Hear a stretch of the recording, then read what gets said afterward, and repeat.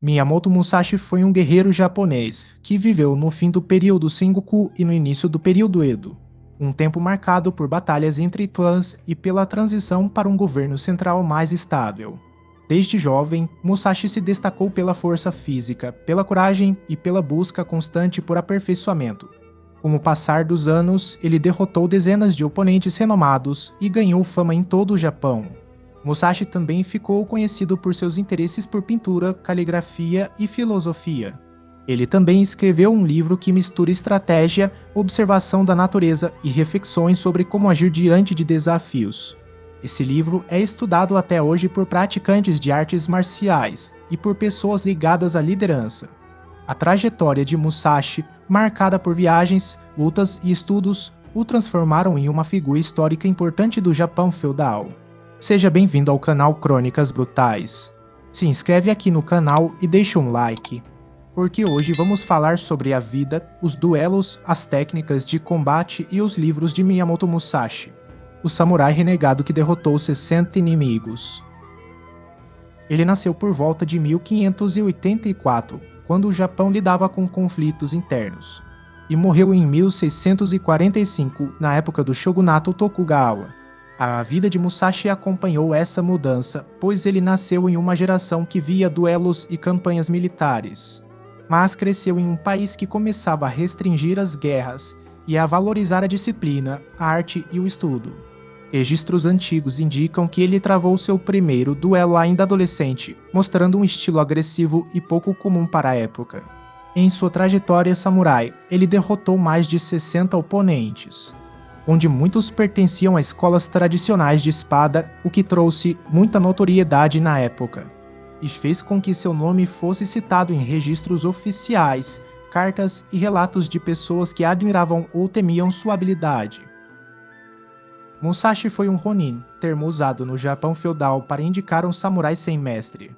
Essa condição não era vista como liberdade, mas como um estado incerto, pois o Ronin não recebia a proteção de um clã e precisava sobreviver por conta própria.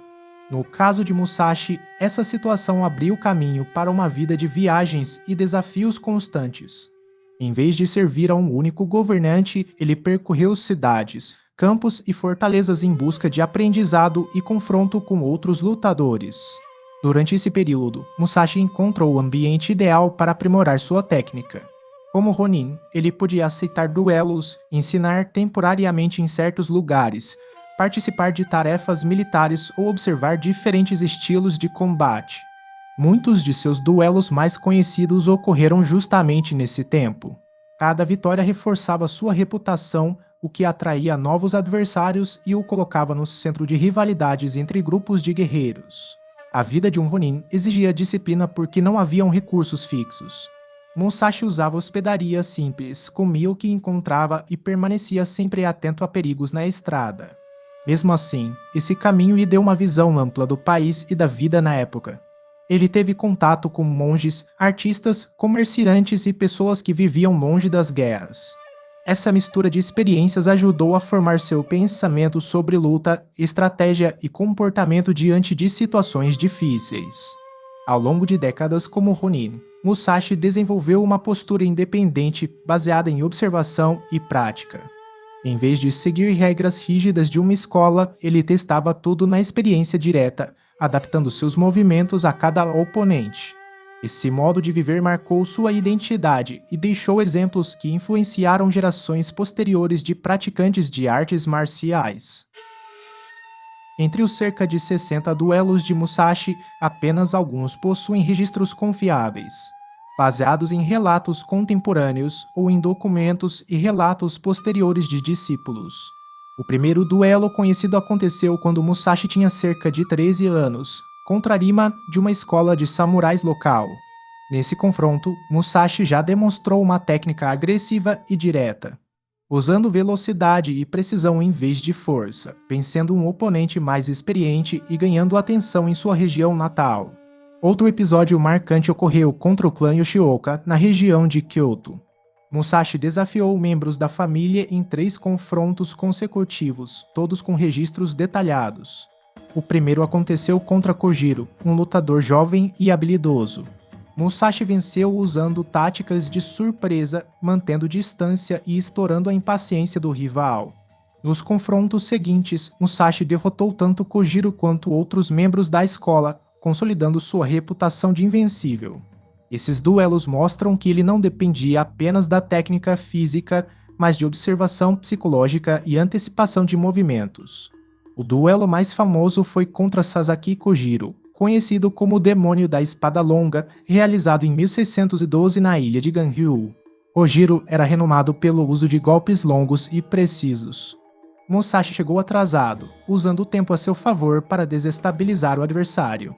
Durante o combate, empunhou uma espada de madeira feita a partir de um remo, bem longa para aumentar o alcance. Um único golpe certeiro derrubou Kojiro, encerrando a luta. Esse duelo marcou sua fama nacional, sendo estudado em escolas posteriores, como exemplo de estratégia e perícia. Alguns duelos menores também têm registros menos detalhados contra samurais de diferentes regiões do Japão. Esses encontros, realizados durante suas viagens, reforçam sua prática contínua e adaptação a diferentes estilos de combate. Musashi priorizava postura, precisão, paciência e análise do oponente, conceitos que consolidou em seu livro. Você pode descobrir os eventos-chave do Japão feudal e as maiores crueldades da época no nosso documentário, no link da descrição. Dessa forma você também apoia o canal a criar mais vídeos como esse. Agora, voltando para o tema do vídeo. O estilo de duas espadas, criado por Musashi, trouxe uma forma diferente de combate com espadas. A maioria das escolas se baseava no uso de uma única lâmina, seja a espada longa ou curta. Musashi observou que muitos lutadores confiavam demais em movimentos fixos e buscou romper essa lógica. Ele desenvolveu um método em que o guerreiro utilizava as duas espadas ao mesmo tempo, combinando alcance, defesa e ataque em uma sequência que confundia o oponente e exigia domínio do corpo. Musashi afirmava que o praticante devia perceber a distância entre ele e o adversário, ajustar o ritmo de cada passo e atacar sem depender de força bruta. A espada longa servia para manter o inimigo sob pressão, enquanto a espada curta completava a ação com rapidez. Essa dinâmica permitia mudar de direção, explorar brechas e impedir que o rival encontrasse uma postura estável. O praticante precisava treinar a coordenação dos braços e do tronco, mantendo o equilíbrio em qualquer terreno. O estilo também prezava a simplicidade, sem golpes exagerados ou movimentos lentos.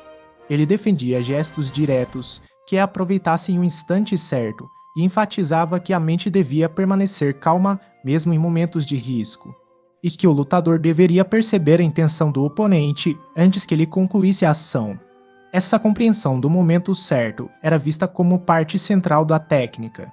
Depois da morte de Musashi, alunos e seguidores preservaram o estilo, transmitindo suas formas e princípios. A escola se manteve ativa ao longo dos séculos, passando por mestres que registraram treinos e explicações. Hoje, ela é estudada como técnica de combate e como herança cultural do guerreiro mais famoso do Japão. Musashi desenvolveu estratégias que iam além da força física, focando na precisão e na percepção do adversário. Ele acreditava que um guerreiro deveria conhecer sua própria habilidade, o comportamento do inimigo e as condições do ambiente. Para isso, observava a postura, gestos e padrão de ataque de quem enfrentava, ajustando movimentos de acordo com a situação. Musashi utilizava espadas, bastões, lanças e até objetos improvisados. Ele combinava defesa e ataque de maneira simultânea, criando momentos em que o adversário não conseguia reagir.